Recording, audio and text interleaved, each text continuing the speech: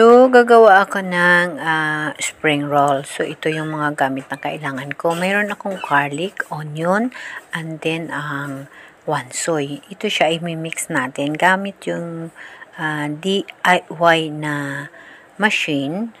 I-hand on lang natin siya. I-mix natin ng maayos.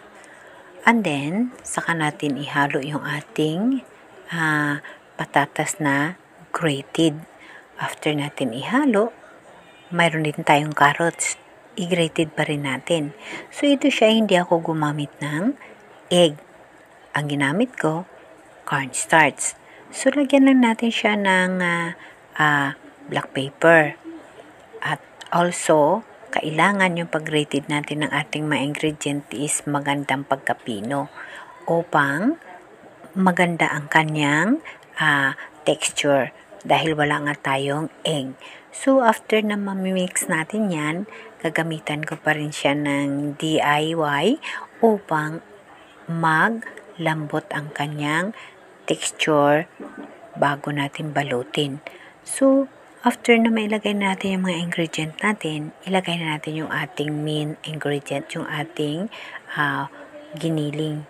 And then, gagamitan ko lang siya ng premium soy sauce. Yun lang yung aking panglasa. And then, of course, lagyan natin siya ng black pepper. Ihalo natin ng maayos upang ang kanyang texture bago natin balutin maganda.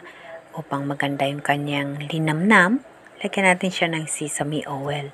Yung sesame oil ay isa sa makapasarap ng lasa. Dami-damihan ninyo ng black pepper upang na mag-absorb ang black pepper sa texture at sa lasa ng ating karne. So, lagyan natin ng konting granola seasoning para sumarap lalo ang ating ginagawa. So, i-mix natin ng maayos. Again guys, hindi ako gumamit ng egg, kundi cornstarch lamang ang aking ginamit. So, haluin natin ng maayos hanggang sa maglapot or mag-thickener ang pakiramdam ng ating mga kamay. Ito yung mga sikreto na hindi na natin kailangan yung egg, no? Yan lang.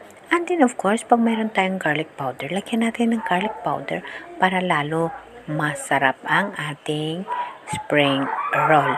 Okay guys, thank you for watching. I hope na nagustuhan ninyo yung ating recipe ng spring roll natin na hindi tayo gumamit ng egg. Kailangan lang i-grate natin yung ating mga sangkap upang hindi siya mabuhangin pag babalutin natin at firm siya. Okay guys, thank you for watching.